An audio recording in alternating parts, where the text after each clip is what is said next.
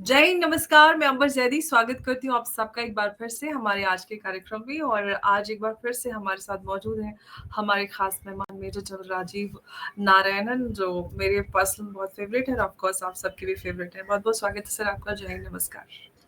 Thank you Amber, thank you so much. अच्छा लगता है आपके शो में आके। Sir it's an honour.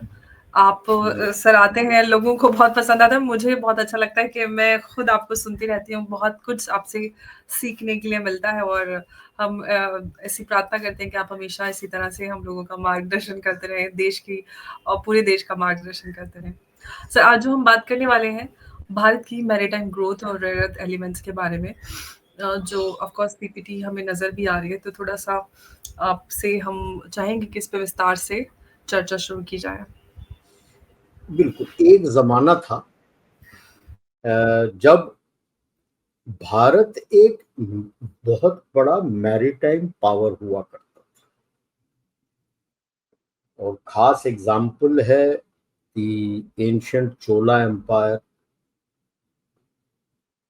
कई लोगों को पता नहीं होगा, जो तमिल हिस्ट्री में ये दिया हुआ है कि काफी पहले चोला का बहुत एंशिएंट है, उनका हिस्ट्री चोया पांड्या बहुत एंशिएंट है।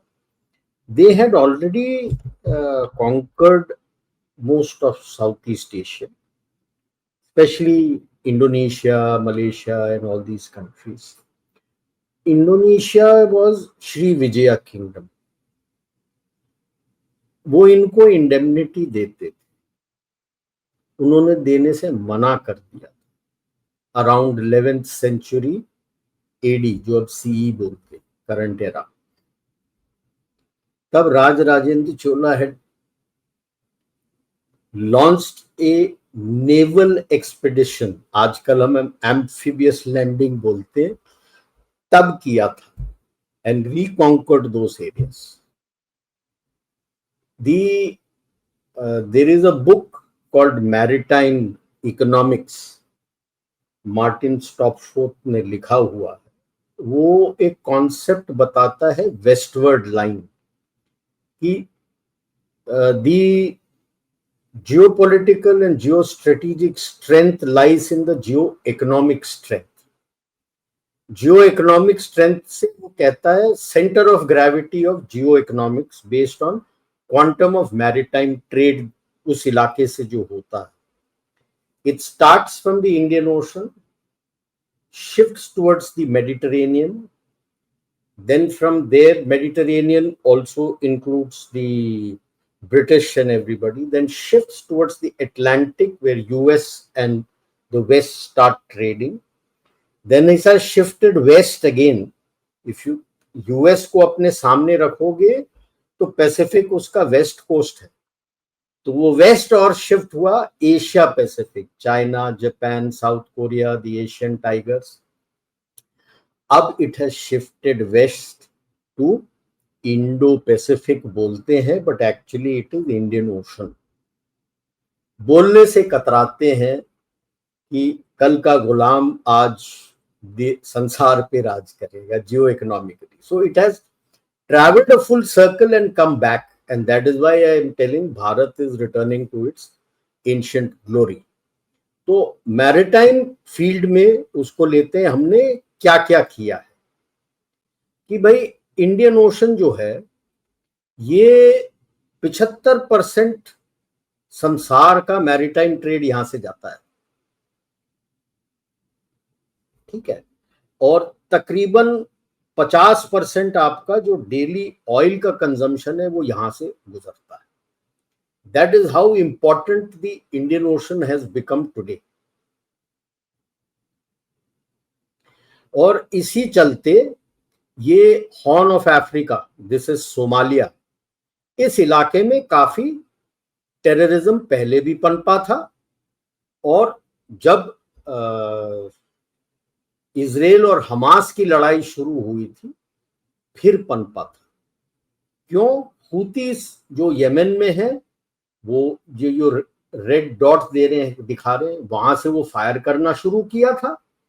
और सोमाली पायरेट्स जो पहले 2006 में शुरू किए थे वो वापस शुरू हुए थे। उसका क्या हुआ मैं बाद में बताता हूं।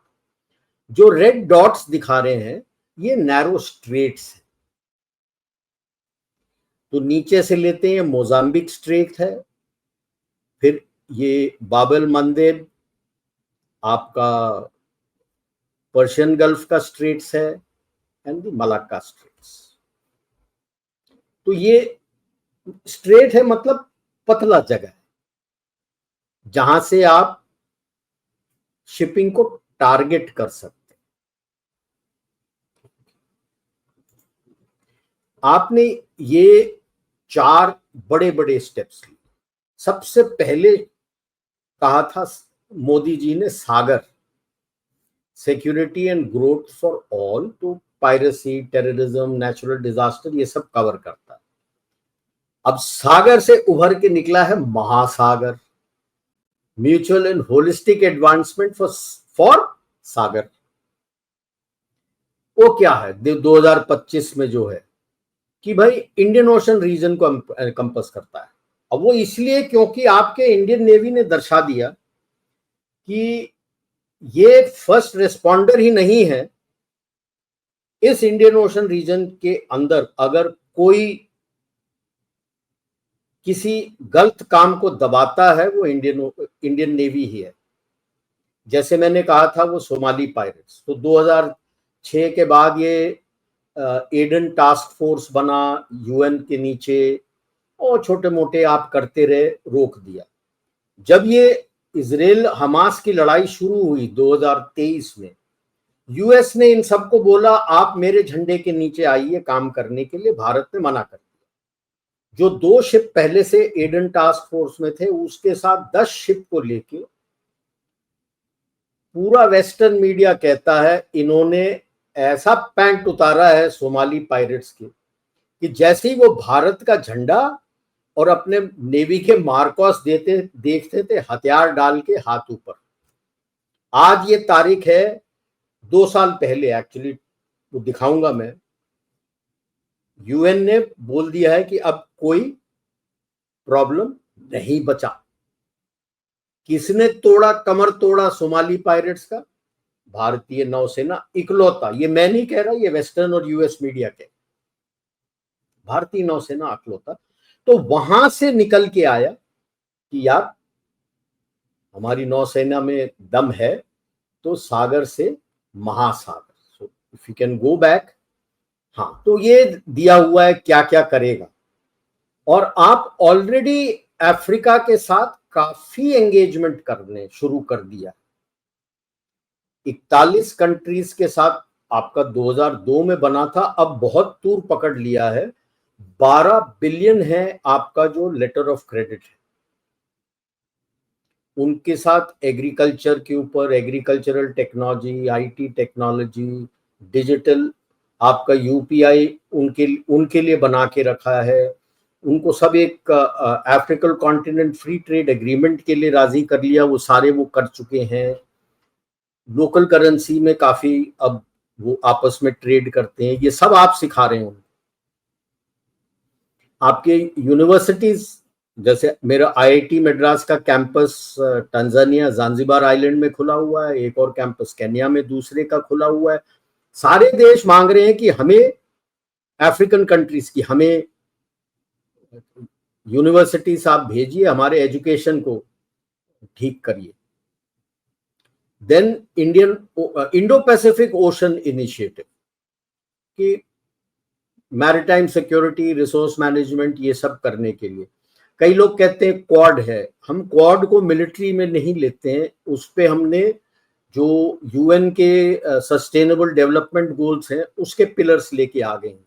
That is how this Indo Pacific initiative is working कि भाई सिक्योरिटी एक पिलर है, बाकी भी चीज चाहिए लोगों को।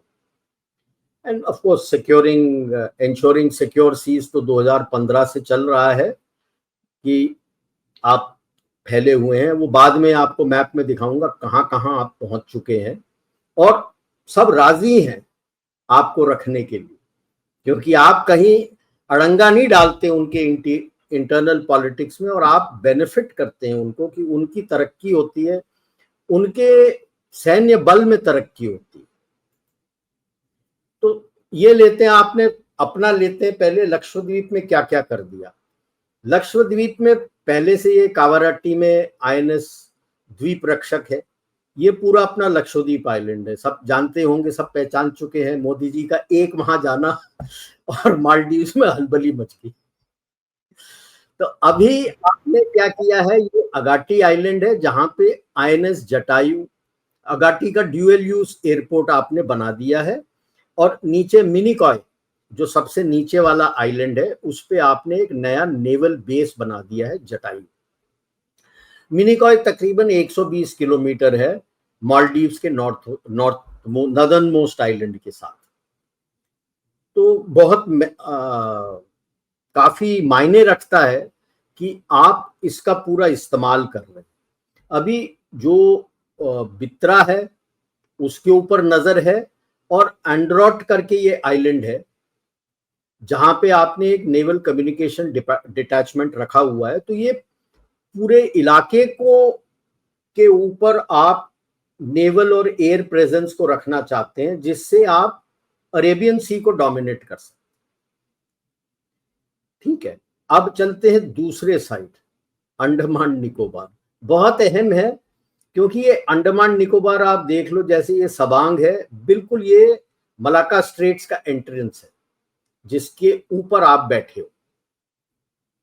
ठीक है, ये पूरा स्प्रेड है, लेफ्ट पे दिखाया हुआ है, north, middle, lower, little Andaman, फिर कार निकोबार और ग्रेट निकोबार। एनेक्डोटल लोगों को, ग्रेट निकोबार का लोएस्ट पॉइंट जो है उसको इंदिरा पॉइंट कहते हैं। This is the southern most tip of Bharat. Northern most tip of Bharat Siachen के ऊपर है, उसका नाम है इंदिरा कोल। इंदिरा कोल, इंदिरा पॉइंट।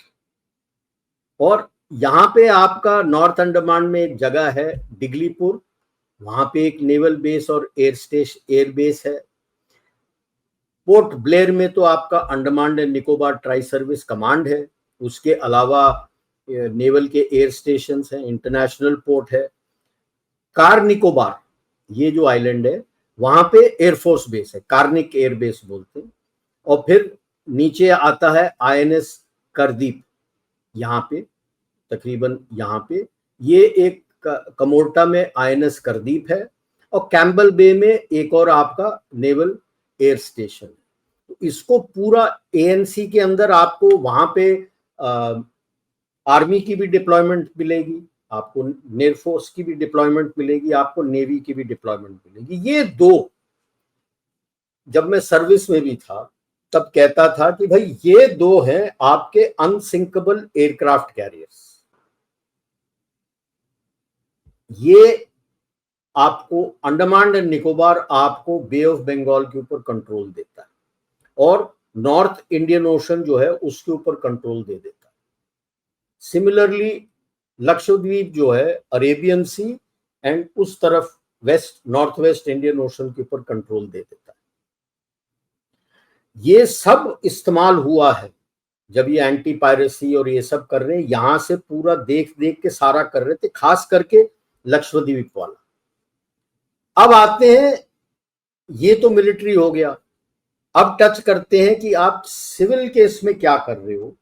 काफी जोर शोर अभी भी पेपर्स में देखता हूं मैं, कोई रिपोर्ट निकालता है मैगजीन में गलातिया बे के विरुद्ध। क्यों? क्योंकि ये एक बेस है, एक बार आ गया ना, आप मैरिटाइम ट्रेड में टोटली आत्मनिर्भर हो जाएंगे। इसके साथ दो और जगह हैं, उसका मैं बात विश्लेषण में बताऊंगा। ये है गलातिया बे, यहां पे ये मैप है किधर पे आता है ये गलातिया बे। ये छोटा सा घुसा हुआ ग्रेट निकोबार में, इंदिरा पॉइंट बिल्कुल नीचे उसके ऊपर, और ये बिल्कुल जो इंटरनेशनल ट्रेड रूट है ना उसके साथ मैच करता है। और आप यहां पे काफी बड़ा पोर्ट बना रहे हैं। ये एक आर्टिस्ट का व्यू है और उन्हें बनाया है कि किस तरह से ये दिखेगा, जो बन रहा है, काफी तेजी से बन रहा है। ठीक है, ये क्या क्या बन रहा है। इंडियन नेवी का security will be with Indian navy, dual use airport है, रोड्स है, और ये होलिस्टिक स्टडी करके बनाया है। 4 फेज में शुरू कर रहे हैं, 2028 से 2058। फाइनली जब तैयार हो जाएगा 16 मिलियन TEU। TEU क्या है? 20 फीट इक्विवेलेंट यूनिट्स। शिप के कंटेनर 2 साइज में आते हैं, 10 फीट, 20 फीट और 40 फीट। तो फॉर ईज ऑफ कैलकुलेशन जो 40 फीट होते हैं उसको 2 यूनिट में कन्वर्ट कर देते, that is why 20 feet equivalent unit. तो ये आने वाला है, ठीक है। So this is your Galathea. अभी 4 मिलियन होगा एंड फाइनल 16 मिलियन हैंडलिंग होगा, उससे ज्यादा भी कर सकते हैं डिपेंडिंग ऑन डिमांड। आज के तारीख में आपका जो जितना भी ट्रेड के लिए आपका सामान आता है 3 जगह बैठा हुआ है। वेस्ट में ओमान, साउथ में कोलंबो, ईस्ट में सिंगापुर। वहां लैंड होके आपके शिप से आपके पोर्ट्स में आते हैं और आपके पोर्ट से निकल के यहां जाते हैं, निकल के जाने के। अब एक तो ये बन जाएगा तो सारे शिप जितने भारत के लिए जो चाहिए यहां पे आएंगे, प्लस बाकी रीजन के लिए भी आ जाएंगे, क्योंकि सिंगापुर के पास इस तरह का जगह नहीं है, आप इसको एक्सपैंड कर सकते हैं। दूसरा, वेस्ट पे बना है विजिंगियम पोर्ट जो ऑलरेडी स्टार्ट हो चुका है और 3 मिलियन TEU तक चला जाएगा। अभी ऑलरेडी 1 मिलियन TEU तक का है। तो मतलब गलाथिया में निकल के वेस्ट कोस्ट के लिए जाने के लिए विजिंगम जाएगा। ईस्ट कोस्ट का आपके पास ऑलरेडी डीप सी पोर्ट है जिसको एक्सपैंड कर रहे हैं विशाखापट्टनम के पास। तो आप आत्मनिर्भर हैं अपने ट्रेड पे। नेक्स्ट आत्मनिर्भरता आपको किस चीज के लिए चाहिए? जो पुराने जमाने में जहाज होते थे आपके थे, आज नहीं है, अब वो बनाना शुरू कर दिया। ऑयल टैंकर्स एंड आपके बड़े बड़े कंटेनर शिप्स अब आप बनाना शुरू करेंगे, ताकि बाय 2040 आपका जितना शिपिंग होगा, तेल आपको चाहिए आपके टैंकर में आएगा, जो भी आपका मैरीटाइम ट्रेड के लिए आपका सामान निकल के जाएगा आपके कंटेनर शिप में, आपके कंटेनर में जाएगा। यहां पे है आपका सागरमाला जो निकाल के डाला था, और उसके साथ लिंकिंग है जो पूरा हाईवेज और रेलवेज का डेवलपमेंट प्रोजेक्ट। सागरमाला में उन्होंने क्या किया है, अच्छे अच्छे पोर्ट्स के साथ उन्होंने स्पेशल इकोनॉमिक जोन भी प्लान किया है कि वहां पे आप इंडस्ट्री सेट करिए। पोर्ट है, पोर्ट से निकल के जाएगा, निकल के किधर जाएगा? गलाथिया बे आएगा, गलाथिया में वो अपने बड़े शिप में जाएगा और जहां जाना है जाएगा। आपका नजदीक में जाना है तो आपके विशाखापट्टनम और विजिंगम से निकल के चला जाएगा। जवाहरलाल नेहरू पोर्ट ट्रस्ट आपके पास ऑलरेडी है, मुंद्रा आपके पास ऑलरेडी है इस साइड में। सिमिलरली आपके पास हुगली पर, कलकत्ता के पास आपके पास पोर्ट ऑलरेडी है, विशाखापट्टनम में ऑलरेडी है। तो आप देख रहे हो कि आपका ये स्टेप से आप जा रहे हैं कि आप आत्मनिर्भर बन जाएं। क्यों? आप एज इट इज इंफ्रास्ट्रक्चर पे जोर है, बिजली पानी के ऊपर जोर है, इनलैंड वाटर ट्रांसपोर्ट भी आने वाला है जहां पे सारे रिवर्स को वो कनेक्ट करके आपका, क्योंकि चीपेस्ट वे आप अपना सामान ढो के ले जाने के लिए पानी का रास्ता होता है, वो बहुत सारा लेके जा सकता है। उसके नेक्स्ट ट्रेन आता है। ट्रेन की भी लंबाई आप डेडिकेटेड फ्रेट कॉरिडोर्स बना रहे, डेडिकेटेड फ्रेट कॉरिडोर्स आपके पोर्ट्स को कनेक्ट करेंगे सारे, जिसमें कई लोगों ने वीडियो देखा होगा, जैसे वासुकी 5.5 किलोमीटर, 2.5 किलोमीटर लंबा, तक्षक वासुकी 5.5 किलोमीटर लंबा, डबल कंटेनर्स लेके जा रहे हैं। डेडिकेटेड फ्रेट कॉरिडोर्स आप बना रहे हैं जिसमें इस तरह से मूवमेंट होगा ताकि काफी सारा आपका कंटेनर्स उसमें जा सकता है, बट फिर भी जितना कंटेनर शिप में जाएगा उससे कम है। कि इस डेडिकेटेड फ्रेट कॉरिडोर में आपके ट्रेन में 2000, 3000, मैक्स 4000 कंटेनर्स आ जाएंगे। शिप में जाता है 14,000, 20,000। So there is a difference, ठीक है। एंड ऑफ कोर्स यहाँ पे आपके सारे वो गैंट्री केन्स लगेंगे ताकि वो आप हैंडलिंग कर सकें। रेलवे लाइंस पोर्ट के अंदर आएंगे ताकि वो कंटेनर्स निकल के सीधे ट्रेन पे लग जाएं, हैंडलिंग नहीं होगा। ट्रेन से अंदर आते हैं, उससे कंटेनर्स निकल के शिप्स में चले जाएं। तो इस सारे के ऊपर काम चल रहा है। नेक्स्ट इसी के साथ साथ आता है क्यों इंडिया चेन्नई व्लादिवोस्टॉक रूट जो है वो क्यों इतना इंपॉर्टेंट है। चीन को बहुत दिक्कत होता है उसमें कि ये नदर्न सी रूट जिसको बोलते हैं, ये है आर्कटिक का मैरीटाइम रूट। साल में 4 महीने आज तक अभी खुला रहता है, 4 महीने खुला रहता है, लेकिन that is the shortest route to Europe. जैसे आप देख लो, जो सुएज कैनाल का रूट है उसमें 48 दिन लगते हैं, लेकिन नदर्न रूट से अगर आप जाओगे तो आपको 35 दिन लगेंगे। और मैं सीधे नदर्न रूट से रॉटरडैम पहुंच रहा हूं, ठीक है। ये अभी चीन को दिखा रहा है इस मैप में, ये चेंज होके व्लादिवोस्टॉक आ जाएगा और सीधे व्लादिवोस्टॉक होके जाएगा। और ये पूरा अब आप देख लो, पूरा ये रूट को दिखा रहा है। सुएज के रूट से अगर जाते हैं तो 2000 कुछ पड़ता है, यहां से जाते हो 20,000 सॉरी, और वहां से जाते हो तो 13,000 से 15,000 किलोमीटर पड़ता है, 5,000 किलोमीटर कम पड़ता है। और तड़प यूएसए को क्यों है, इस मैप को ध्यान से देखिए। ये पूरा जो सफेद में है ये पूरा रशिया है। Bulk of the Arctic route to the south of north pole Russia है। ऊपर आपका अलास्का छोटा जगह है, फिर आपका कनाडा आ जाता है, फिर ग्रीनलैंड आ जाता है, और थोड़ा बहुत नॉर्वे के पास आता है।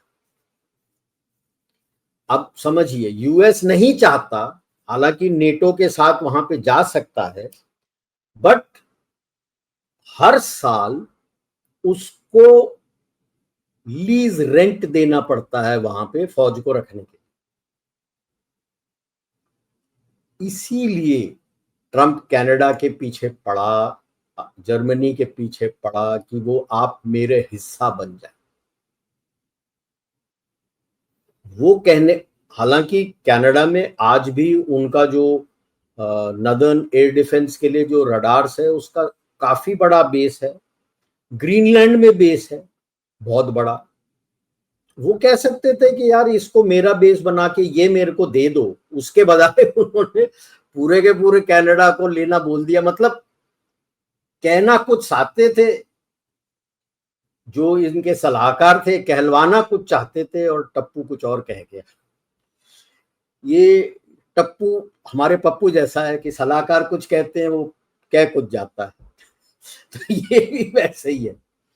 तो चेन्नई इस आपको पूरा मदद बोल दिया है, आपका पूरा डील है उनके साथ आर्कटिक रूट में जाने के। चाइना ने सबसे पहले इसके ऊपर अपनी पहल की थी, और इन्होंने अपना आर्कटिक सिल्क रूट करके बोल दिया था। इन्हें उनको सिल्क रूट से बड़ा पसंद है, तो आर्कटिक सिल्क रूट। जैसे उस वक्त ये आर्खेंगेल्स्क के पास एक पोर्ट है मुरमांस्क, ठीक है, मुरमांस्क करके जगह है,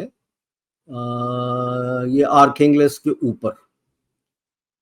वो एक पोर्ट है जो almost through out the year खुला रहता है रशिया का, क्योंकि गल्फ स्ट्रीम जो कि वार्म स्ट्रीम है, अटलांटिक से होके वहां घूम के टच करके वापस नीचे आता है, तो वो खुला रहता है। उसके बगल में इनके 2 बेस थे, ठीक है। जैसे ही चाइना ने आर्कटिक सर्कल का रूट बोल दिया, अपना आर्कटिक सिल्क रूट, भाई साहब रशिया ने वहां 17 बेस बना दिए अपने। Whole length is covered by 19 bases. जो लॉजिस्टिक ट्रीटी जिस तरह से यूएस के साथ साइन किया था, आपने रशिया के साथ साइन किया है।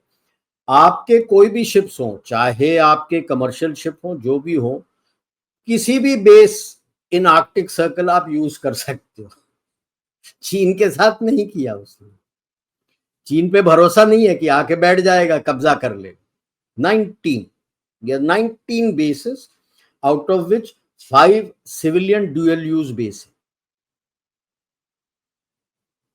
यही तड़प है यूएस का कि अभी जैसे मैंने यहां पे जापान से भी दिखाया है ना, जापान से भी बहुत शॉर्ट पड़ता है, मगर आज के तारीख में केवल 4 महीने ये खुला रहता है, जुलाई टिल अबाउट अक्टूबर नवंबर। उसके बाद बंद हो जाता है, फ्रीज हो जाता है। ठीक है, तो ये है, इसके ऊपर भी आपका डील हो चुका है।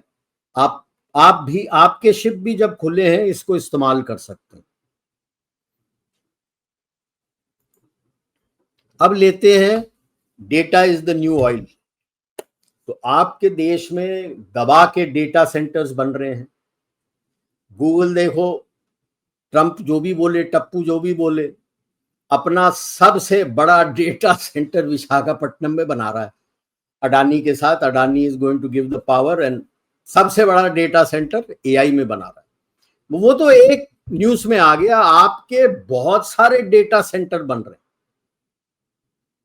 क्योंकि जब आप डिजिटल में जाते हैं, डेटा इज वेरी इंपॉर्टेंट। आपका जो data protection and data privacy act है, उसके अंदर आपने ये बोला है जो भी सर्विस प्रोवाइडर है, डेटा मेरे डेटा सेंटर, मेरे सर्वर में रहेगा और भारत डिसाइड करेगा क्या डेटा आपके साथ शेयर करना। आप अपने देश लेके नहीं जा सकते। अब ये हो रहा है। डेटा किस पे ट्रैवल करता है? थोड़ा बहुत स्टारलिंक लेके आ रहा है कि भाई हम नेट के ऊपर यानी बगैर इसके सैटेलाइट से लेके जाएं। महंगा बहुत है, बहुत महंगा है। यानी अगर आप बोलो कि दिन का 850 रुपए लोगे या 900 रुपए लोगे, कौन आएगा? It's expensive. Cheapest is this cables जो आपके कनेक्ट होते हैं, दैट इज द चीपेस्ट। और अंडर सी केबल्स का मैंने आपको दिखाया है कि इस इलाके में जो अंडर सी केबल्स जा रहा है, आप बहुत स्ट्रेटेजिक लोकेशन में हैं। एंड भाई साहब, अंडमान निकोबार आपका अंडर सी केबल का हब बनेगा। आपका एक तरफ मुंबई को आता है, दूसरी तरफ चेन्नई में लैंड होता है। ठीक है, और वर्सोवा बॉम्बे के पास है। आपका खुद का है चेन्नई अंडमान, और कोची से लक्षद्वीप को जाता है अंडर सी केबल। अब उसको एक्सपैंड करने वाला, अभी आपका कंट्रीब्यूशन संसार में 1% है और आगे चल के आपको बढ़ाना है। तो ये इनिशिएटिव्स मैंने दिखा दिया है आपको राइट साइड में। Hub is going to be, main hub of your under sea cables and all is going to be Andaman and Nicobar. आप देख लो, आप केबल्स देख रहे हो, सब जा रहे हैं, वो तो आपके अंडमान निकोबार के बगल से ही जा रहे हैं। After all it is travelling through the Malacca straits. तो अंडमान निकोबार तो सर पे बैठा है। तो you have Chennai, Mumbai, Singapore, Thailand, Malaysia. तो आएगा वो अंडमान निकोबार में, वहां से जाएगा Chennai, Mumbai with France, Greece, Saudi Arabia, Egypt, Djibouti. Then Mumbai, Cochin, India to Myanmar, Thailand, Malaysia, फिर भी एक और Singapore. Multiple cables. Blue Raman है जो यूरोप को जाएगा, अफ्रीका को जा रहा है, ऑलरेडी काफी जा चुका है। ये तो 33 बता रहा है, आपके साथ जुड़े हुए 41 नेशन है। मतलब सहारा और सहेल के नीचे आप आ जाओ, 41 नेशन आपके साथ जुड़ चुके। तो क्यों जुड़ते हैं? क्योंकि जब आप कहीं पे उनको स्टेशन लगा के देते हो, आप उनके लोगों को ट्रेन कर देते हो। आपका बंदा होगा अगर 10 हैं तो आपके 2 या 3 होंगे, बाकी लोकल्स 8 होते हैं। वो खुश होते हैं कि यार मेरे बंदों को जॉब मिला। तो वो तो साथ खड़े हैं अफ्रीका आपके, इसीलिए whether you take Russians, whether you Soviet Union, Russia का भी उतना फुटप्रिंट नहीं है उतना ज्यादा नहीं है। Whether you take Europe, USA, China, वो लूट के ले जा रहे थे, उनको सिखाया कुछ नहीं, आप सिखा रहे हो। सड़क बनाते हो, लोकल पूरा लेते हो। हमने जैसे, मैं था आईनी एयरफील्ड ताजिकिस्तान में, हमने वो करा था, रेनोवेट करा था। ये दुशानबे एयरपोर्ट के बगल में है। पुराना सिल्क रूट, घीसर करके एक जगह है जो पुराना सिल्क रूट का एक हब होता था, उसके नजदीक है। जब सोवियत यूनियन आया था अफगानिस्तान में, ये इनका हेलीकॉप्टर्स के लिए बहुत बड़ा बेस रिपेयर डिपो था। तो उसमें छोटा सा रेनोवेशन हमने करा था। कैसे किया था? हमारी टीम तो छोटी सी थी, जो अपने बीआरओ वाली थी, छोटी सी थी। बीआरओ जहां भी जाता है, जिस स्टेट में भी जाता है, लोग खुश क्यों होते हैं? क्योंकि वो लोकल पीपल को हायर करता है। हमने भी वही किया। एडमिनिस्ट्रेटिव, कंप्यूटर चलाना, अकाउंटिंग करना, सब सिखाया और उनको बैठाया वहां पे। आसपास जो 6-7 गांव थे, वहां से सबको लेके आया, अभी भी हैं वो काम करते हैं। पूरे मशीनरी को कैसे चलाना, कैसे करना, क्या करना, सब टेक्निकली सिखाया। वो गांव वाले तो बहुत खुश हैं, क्योंकि आसपास के लोगों को तो वहां पे जॉब मिला हुआ है। आज भी चल रहा है, जहां तक मेरे को खबर मिली है, आज भी वही लोग हैं जो काम करते हैं। बाकी लोग ऐसा नहीं करते, अपने लोग लेके आते। हमारा जो सिक्योरिटी है वो ताजिकिस्तान का एयरफोर्स देता है। ये नहीं है कि हमने एक जगह, जैसे दुशानबे एयरपोर्ट में रशिया का था, अभी रशियंस यहाँ पे आ गए हैं आईनी में, और आईनी में भी रशियंस का जिस तरह से है, और फ्रांस और बाकी कंट्रीज का वहां पे था, वो एक सिक्योरिटी कॉरिडोर लगा देते और किसी को अंदर आने नहीं देते। ताजिक एयरफोर्स वालों को भी अंदर नहीं आने देते। यहाँ पे हमने बना के दिया, खुला है, वो ताजिक एयरफोर्स वाले, आप जिसको लेके आना है आप लेके आ जाए। वहीं पे रशियंस ने अपना जो बेस का एयरविंग वहां पे रख दिया है जहाजों का, वो उसको सील कर रखा है कि भाई हमारे बंदे ही जाएंगे, आप नहीं आओ। तो वो ये देखते हैं अंतर, काम करने का ढंग कैसा है आप। तो आपके डिजिटल नेटवर्क जो अफ्रीका में काफी फुटप्रिंट हो चुका है, और जब भी यूएस को तड़प भी है कि आपका होल्ड जो है, चाइना को भी तड़प है कि धीरे धीरे, ये धीरे धीरे काम किया। And I must compliment our business houses, Tatas, Mahindras, Airtel, ये सारे जो वहां पे गए हैं, लोकल्स को ट्रेन करके लोकल्स को यूज किया है। तो धीरे धीरे अब लोग वहां पे कंपेयर करते हैं कि भारत आता है विजवी चीन आता है, और आपको पसंद करते हैं। अभी कुछ जगहों में ब्राजील भी आपके साथ जुड़ गया है। वहां पे ब्राजील तो अपने लोग ला नहीं रहा है, लोकल्स ही काम कर रहे हैं, तो they are very happy which they say. सबसे पहले इन्होंने देखा था कोलंबो पोर्ट में, जो इलाका कोलंबो पोर्ट चाइना को दिया है, चाइना किसी को अंदर नहीं आने देता। आप जब गए थे जापान के साथ इंडिया अफ्रीका ग्रोथ कॉरिडोर में, आप लोकल्स को हायर करके सारा कुछ करके आए हो, और लोकल्स को ट्रेन करके वहां पे चलाना सिखा रहे हो। वो आपको रख रहे हैं और खुश हैं कि आप दोनों सब कुछ कर रहे हो, हमारे बेनिफिट के लिए कर रहे हो। और ये हमारा पुराना कॉन्सेप्ट हुआ करता था चक्रवर्ती का। जो चक्रवर्ती का कॉन्सेप्ट था कि आप इनकी रक्षा करोगे और उनको फायदा दिलाओगे, और वो ग्रोथ करेंगे। आप उनके ग्रोथ को नहीं रोकते कि भाई सब मिलके हम ग्रो करेंगे, और वही कॉन्सेप्ट अभी आप अप्लाई कर रहे हो। तो इसीलिए लोग एक एक करके देश आपके साथ जुड़ना चाहते हैं कि जब भारत विन विन बोलता है, मतलब असली में विन विन दोनों के लिए। चीन जब विन विन बोलता है, वो उन्हीं के लिए होता है। पहला होता है शॉर्ट टर्म, दूसरा होता है लॉन्ग टर्म चीन का। अब देखते हैं आप कहां कहां पहुंच चुके हो। ये इलाका है जहां पे आप आज के तारीख में हो, ठीक है। Iran is Chabahar port, Oman is Duqm port, Tajikistan का मैंने बोला आइनी पोर्ट, मॉरिशस में आ गए, आगे लगे आइलैंड, सेशल में हो आप, मेडागास्कर में हो, मालदीव्स में उसने वापस आपको दे दिया है आपको आइलैंड कि आप यहाँ पे आप जो बनाना है बना लीजिए। श्रीलंका में आप ऑलरेडी आ चुके हो, सिंगापुर के साथ आपका तो बहुत नजदीकी डील है। अब आप देख लो आपका domination on the Indian air force, on the Indian Ocean region. USA का एक मॉरिशस के बगल में ही जो चागोस आर्कीपेलागो है, जिसमें ब्रिटेन जबरदस्ती बैठ के बैठा था, मॉरिशस के पास चला गया है, उसमें है डिगो गार्शिया। वो एक लॉजिस्टिक बेस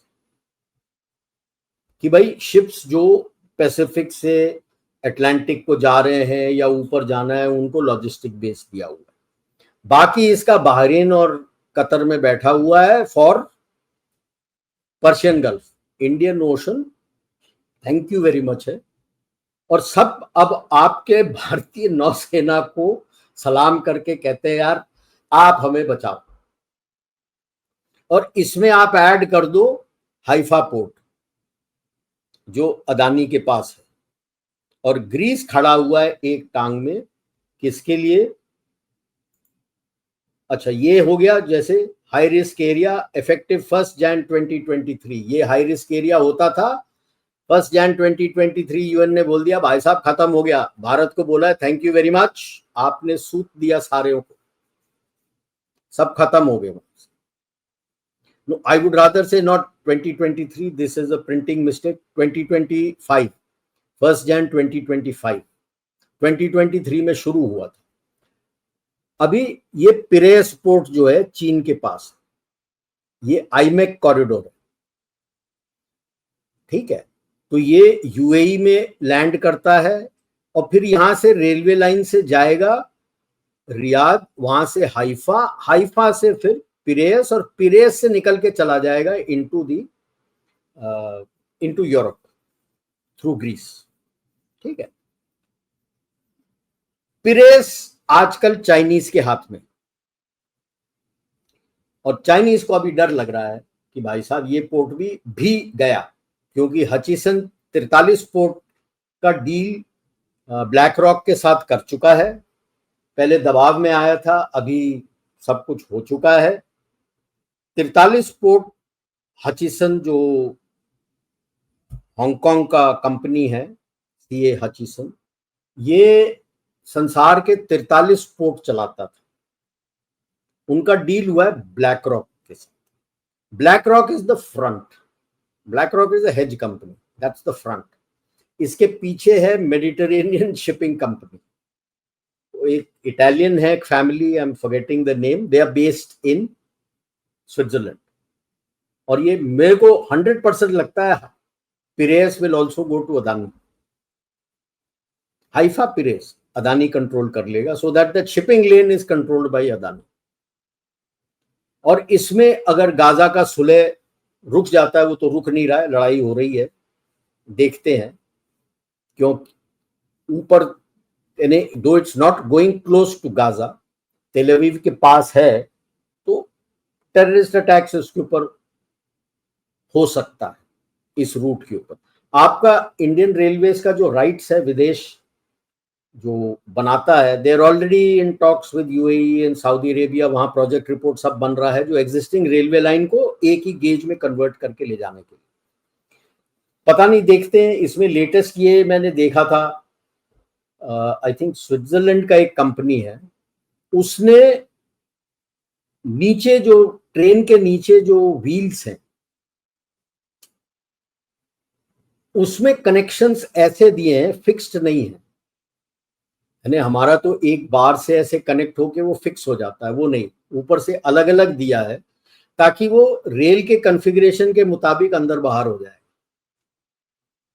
तो एक ही आपका कोच है, हैंडलिंग करना नहीं है आपको, वो अलग गेजेस के ऊपर भी चलता चला जाएगा। इसने केवल ये किया है कि पूरा जो एक्सल है वो निकाल दिया। अब वो किस तरह से करते हैं, अदरवाइज नॉर्मल नॉर्म होता था, एक और यू डोंट नीड टू ले होल रेलवे लाइन। अगर हो सकता है तो उस जगह पे आप एक साइड पे एक और पटरी डाल दो, सिंगल, तो वो कवर कर जाता है। एक साइड आपका ऑलरेडी लेड है, दूसरे साइड में अपने विड्थ का दे दो, but I am sure the railways would be doing it, उधर निकल जाएगा। और दूसरा आपका कनेक्टिविटी आप यूरोप के साथ कर रहे हैं through the north south international transport corridor, तो मल्टी मॉडल। अजरबैजान ने ईरान और अजरबैजान के बीच में 80 किलोमीटर का एक डिस्टेंस है, 60 से 80 किलोमीटर, कोई 60 बोलता है कोई 80 बोलता है, जो उन्होंने रेल बनाया नहीं है कनेक्टिविटी। क्योंकि ईरान के अंदर देर आर सर्टन प्रोविंसेस देर 2-3 जहां पे अजेरी रहते हैं और अजरबैजान का उस पे नजर है कि ये मेरा होना चाहिए। और खास करके ऑप सिंदूर के बाद जब वो पाकिस्तान के साथ खड़ा हुआ, इंडिया ने बोला छोड़ दो। अभी आप ये जो रेड लाइन मैंने बनाया, ये पुराना डॉटेड लाइन तो छाबहार से जा रहा था, आप अपने सॉरी बंदर अब्बास से आपने छाबहार ले लिया। छाबहार से रेलवे लाइन जाता है अभी जरंज के पास तक, और रेलवे लाइन को उन्होंने बोला है कनेक्ट कर दो, जो मशहद को जाता है, तेहरान से मशहद को जाता है। Mashhad is at the border of Turkmenistan, this is area is Mashhad. Mashhad connect हो जाता है तो फिर आपका पुराना जो सोवियत यूनियन का रेलवे लाइन था, जारिस रशिया ने ले किया था, फिर सोवियत यूनियन ने बनाया था, ये पर्पल कलर में है, ये पूरा आपका कैस्पियन के ईस्ट कोस्ट से आ जाएगा। इंडिया ने बोला है कि भाई वेस्ट कोस्ट छोड़ दो। Russia is on board, Iran is on board, Kazakhstan बड़ा खुश है, कहता है मैं भी जुड़ना चाहता हूं, talks are on with Uzbekistan जोड़ने के लिए। इससे क्या होता है, छाबहार से तो आपको अफगानिस्तान कनेक्ट मिलता है, अफगानिस्तान के थ्रू लैंड कॉरिडोर आपका सेंट्रल एशिया का थ्रू हो जाता है। ये इससे ट्रेन कॉरिडोर आपका सेंट्रल एशिया को थ्रू हो जाता है। ये तुर्कमेनिस्तान से नीचे से आप कनेक्ट कर दोगे तो जो सोवियत यूनियन का पुराना था, ताशकेंट से नीचे आके ताजिकिस्तान के अंदर रेलवे लाइन जाता है, वो भी कनेक्ट हो जाएगा। आप you will get connected to Central Asia by rail. Number 2, US बड़ा दबाव डाल रहा है Azerbaijan, Baku, Azerbaijan, Armenia, Kazakhstan, कि भाई वहां से वो ऑयल एंड गैस बाकू के थ्रू टर्की लाके अपने लिए निकाल के ले जाना चाहता है, to control the world gas. ये जब हो जाता है तो छाबहार से आपके पोर्ट के थ्रू जाएगा और रशिया को आप पे भरोसा है। तो ये भी चल रहा है। इसीलिए एक 2005-6 में यूएस ने बनाया था एक pipeline which is called BTC pipeline. Baku, Georgia का कैपिटल जो ऊपर जाता है अजरबैजान, अपने आर्मेनिया के ऊपर है तिबिलिसी, और वहां से टर्की के अंदर एजरूम, एजरूम से सीधा नीचे south east corner of Turkey, बिल्कुल इस किनारे में सीरिया के बॉर्डर के तकरीबन नजदीक एक जगह है, चेहान पोर्ट है, CEYHAN, चेहान पोर्ट है, वहां से वो तेल निकालते हैं बाकू का। अब जॉर्जिया में तब उन्होंने अपना बंदा लगा रखा था, मिखाइल साकाशविली। अब जॉर्जिया में लोग रशिया से, यूएस से तंग आ चुके। अब public is with Russia, Georgia में प्रो रशिया गवर्नमेंट है, तो ये तिबिलिसी वाली पाइपलाइन को इस्तेमाल नहीं करना चाहते, तो इसीलिए नीचे से लाना चाहते हैं कि बाकू से येरेवान आ जाए, कैपिटल ऑफ आर्मेनिया, वहां से एजरूम आ जाए और वहां से पाइपलाइन ऑलरेडी है चेहान की। ये था पीछे अजरबैजान और आर्मेनिया में सुलह करवाने के लिए। अब वो कब तक सुलह रहता है देखते हैं। तो इसके पैरेलल आपका ये है, और ये बैकग्राउंड है। जब ये सडनली सब अप्रूव होकर सब जुड़ने लगे हैं तो टप्पू मियां ने दोबारा से सैंक्शन लगाया छाबहार पे। ये बैकग्राउंड छाबहार के सैंक्शन का, ठीक है। अब आता है आपका लैंड कॉरिडोर, जब आप बना रहे हो ट्राई नेशन, पूरा बैंकॉक को जाता है दिल्ली से, दिल्ली से गुवाहाटी, गुवाहाटी से तो जो आपका कालादान मल्टी मॉडल प्रोजेक्ट के तहत जो सड़क बन रहा है, मोरे, मोरे से आपका म्यांमार, नई पिडाव, वहां से माइसोत करके थाईलैंड के अंदर है, और सीधे बैंकॉक तक। ये है सड़क पूरा जो बनेगा। अभी जो बातचीत चल रही है, आपके ट्रांसपोर्ट डिपार्टमेंट्स की नेगोशिएशंस चल रही हैं ताकि आपकी गाड़ियां को पास मिल जाएगा, international pass, and they can carry on. तो जैसे ही आप इसके अंदर घुसते हो, पूरा आपका साउथ ईस्ट एशिया का लैंड कॉरिडोर पूरा खुल जाता है। ठीक है, तो बाहर की देशें, एक ही स्टेट है जहां पे वो कलेश ला सकते हैं, विच इज म्यांमार। तो अभी आप समझते हो म्यांमार में हर वक्त कलेश क्यों होता रहता है? कभी चीन करता है, कभी यूएस करता है, वो इसीलिए करता है। ठीक है, क्योंकि ऊपर से तो आ जाएगा, लेकिन जैसे ही नीचे आता है नई पीढ़ाओं के पास, तो वहां पे तो उनका मिलिट्री जुनता है। लोग कहते हैं आप उनके फौज के साथ क्यों तालमेल रखते हो? भाई, आपका एक विजन है कि हमने क्या करना है, उसके अंदर शॉर्ट टर्म ट्रांजैक्शनल जो आपने उसके लिए एक पथ बना लिया कि इस पथ पे मैंने चलना। अभी जैसे विजन 2047 है, डेवलप नेशन होना है, डेवलप नेशन होना है, बाकी सबको साथ में लेके चलना है, तो एक आपने पथ बना लिया कि ये मेरा पथ है जिस रास्ते पे मैंने जाना है। उस रास्ते के टारगेट्स आप लगा के रखते हो, अभी तक ये, उसके बाद ये, उसके बाद ये। तो जो भी आपको मदद करेगा उस रास्ते में चलने के लिए, तो आप तो उसके साथ चलोगे। ये रियलिज्म है, इसमें भावनाएं काम नहीं देती। जैसे कई लोग रोते हैं अफगानिस्तान के साथ क्यों जा रहे हो, भाई ये रियलिज्म है। चाणक्य नीति, आपके दुश्मन का दुश्मन आपका दोस्त है, दुश्मन का दुश्मन आपका दोस्त है, तो इसमें रोना धोना क्या है? टोटल क्लियर है भाई। इंटरनेशनल रिलेशन में भावनाओं का कोई जगह नहीं है, क्योंकि अंग्रेजी में काफी पहले लॉर्ड पामस्टन ने, अपने ब्रिटेन के मिनिस्टर थे, फ्लोर ऑफ द पार्लियामेंट, उन्होंने कहा था, there are no permanent friends और no permanent enemies, what is permanent is national interest, full stop. जो मुझे मदद करेगा आज मेरा एलाई है, कल मदद नहीं करेगा वो मेरा दुश्मन है। Thank you very much. ठीक है, अब आते हैं और क्या क्या हो गया है भाई साहब। अंडमान निकोबार के इलाके में दाब के आपको ऑयल एंड गैस का फाइंड हुआ है। इसके अलावा Mahanadi basin, Krishna Godavari basin, Kaveri basin, that is on the east coast, खूब सारा मिला है। ऑफ शोर, ऑन शोर असम, उत्तर प्रदेश, बिहार, राजस्थान, इन्हें आप सेल्फ सफिशिएंट हो जाओगे।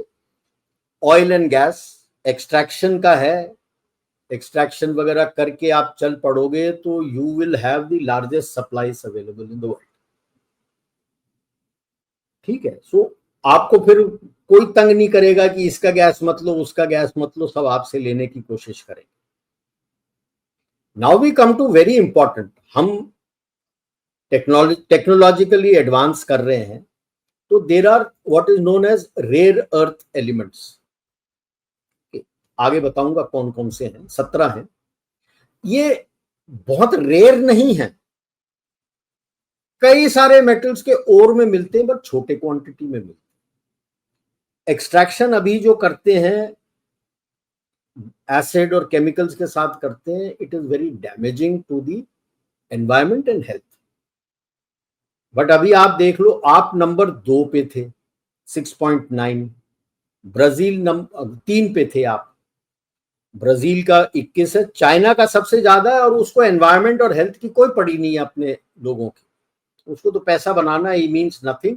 तो वो that is why he controls 70%, 44% of the rare earth, about 75% of extraction and 93% of the rare earth जो आजकल इस्तेमाल होता है। आपको राजस्थान में आप देख लीजिए कितना टन, इतने लाख टन जो दिखा है।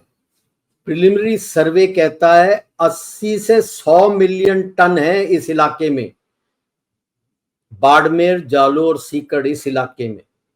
और चाइना का कितना है? 44 मिलियन टन। ऊपर वाला भी देख के आपको हाथ पकड़ के चलाता है कि भाई ठीक है, अब दुरुस्त चल रहे हैं ये, तो अब दे दो, इनको दिखा दो। 20 साल से ये रिजर्व्स की खोज, चाहे ऑयल एंड गैस का हो, चाहे मिनरल्स का हो, सब बंद था 20 साल से। अब शुरू हुआ है तो आप देख लो। आप एक्सट्रैक्शन के लिए इस रास्ते में नहीं जा रहे हैं, उसका आगे समझाता हूं।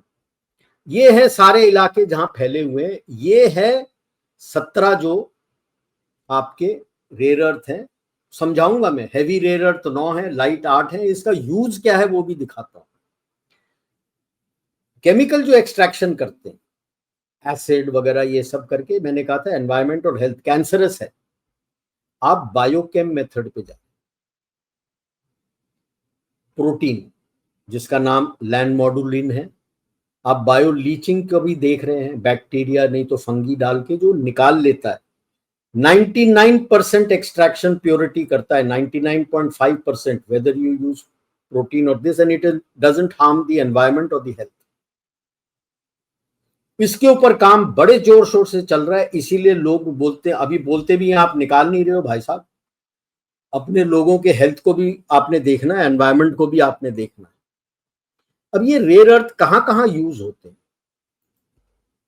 अभी हैवी का लेते हैं, ये डिस्प्रोजियम टर्बियम है, ये परमानेंट मैग्नेट्स आपके इलेक्ट्रिक व्हीकल वगैरह में यूज होता है।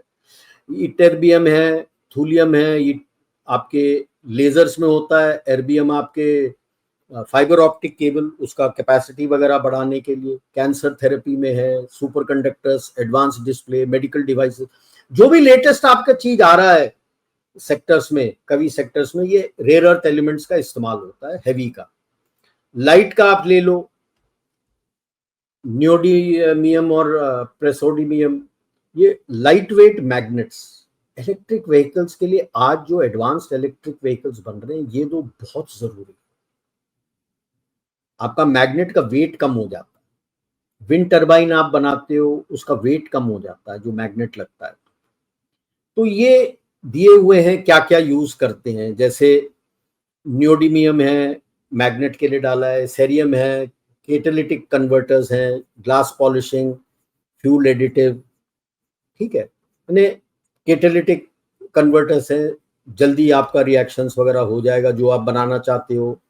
प्रिसोडिमियम है, मैग्नीशियम के साथ एयरक्राफ्ट के नए जो आपके जेट इंजन आ रहे हैं, मोर पावरफुल जेट इंजन, उसके टरबाइंस के ब्लेड्स वगैरह भी चाहिए आपको, वो सब के लिए ये काम आते हैं।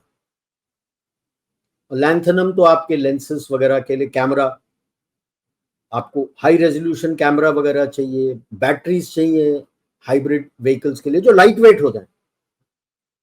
बिकॉज जो भी चीज आप करते हो, weight is at a premium.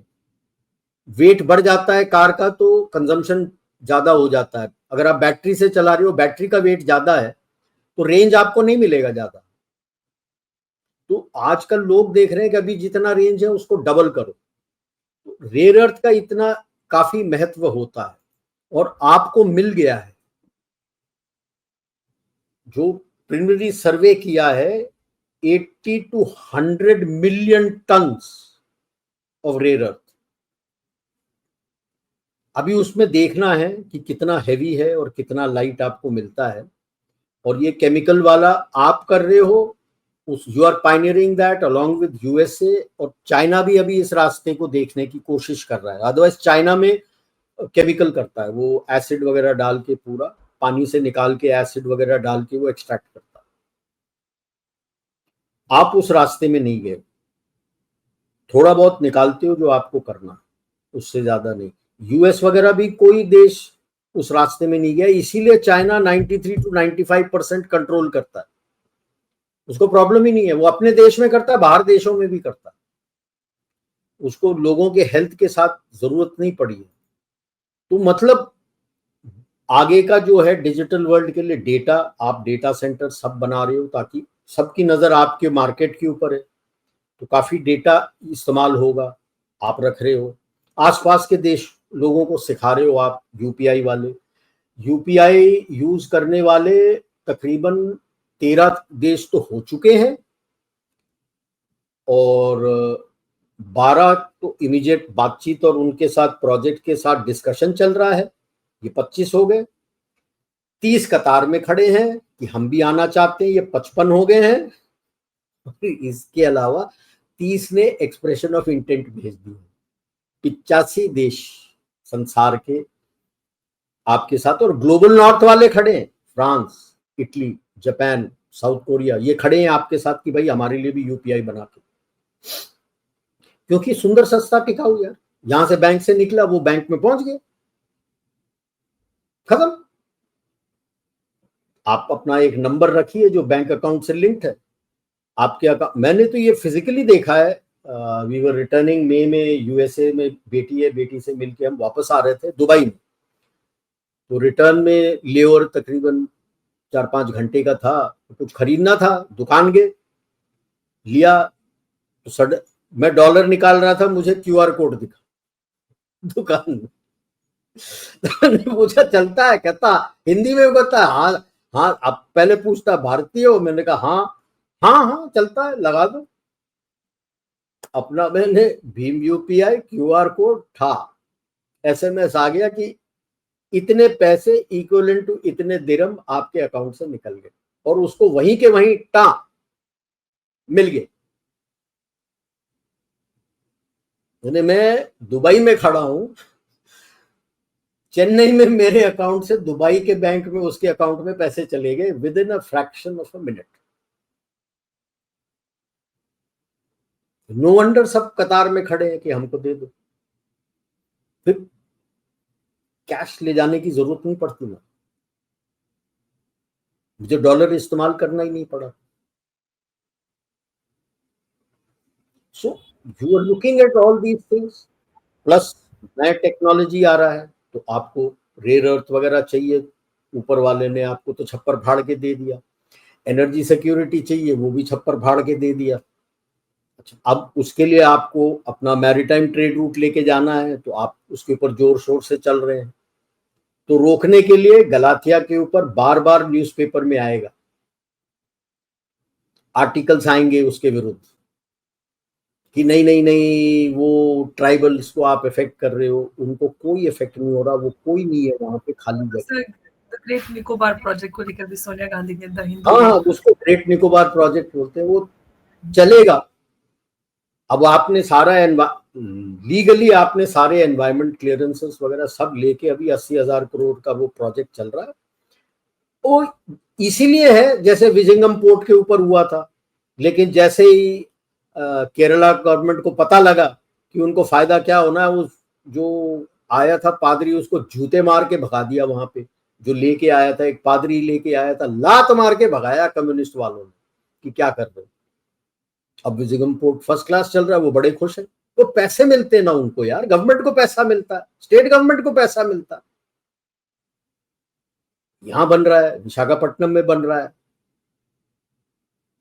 अच्छा, अभी तमिलनाडु रो रहा है कि सुंदर पिच्चई तमिलियन है, उसने सबसे बड़ा अपना डेटा सेंटर आंध्रा में क्यों लगाया, हमारे यहाँ क्यों नहीं लगाया।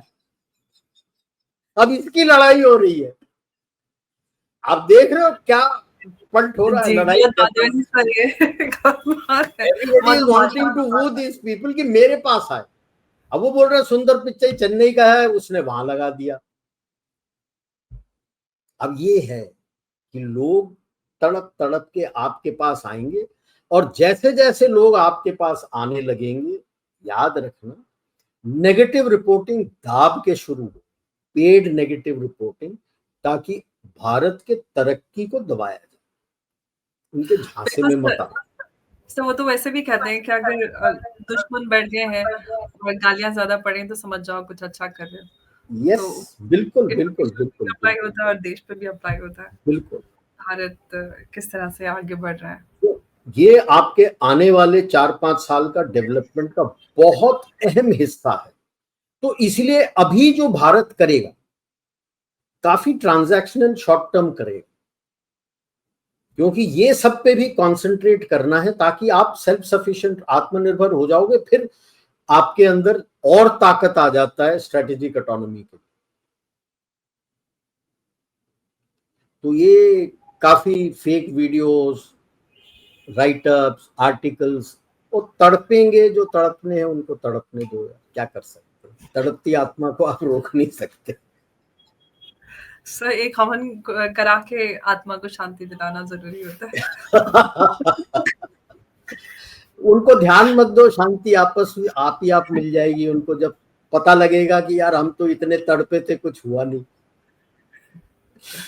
जी सर, उनके कानों में जू तक नहीं रहेंगी तो क्या करेंगे। बिल्कुल। बहुत-बहुत धन्यवाद सर, आपने इतने विस्तार से पूरा ये समझाया, मुझे बहुत अच्छा लगा सुनकर, और हमेशा ही ऑफ कोर्स आप सारे ही मुद्दों पर इतने विस्तार से बताते हैं और जानकारी देते हैं व्यूअर्स को, और मुझे भी पर्सनली बहुत अच्छा लगता है। बहुत-बहुत धन्यवाद सर आपका। नमस्कार, जय हिंद, जय Bharat. Thank you so much sir.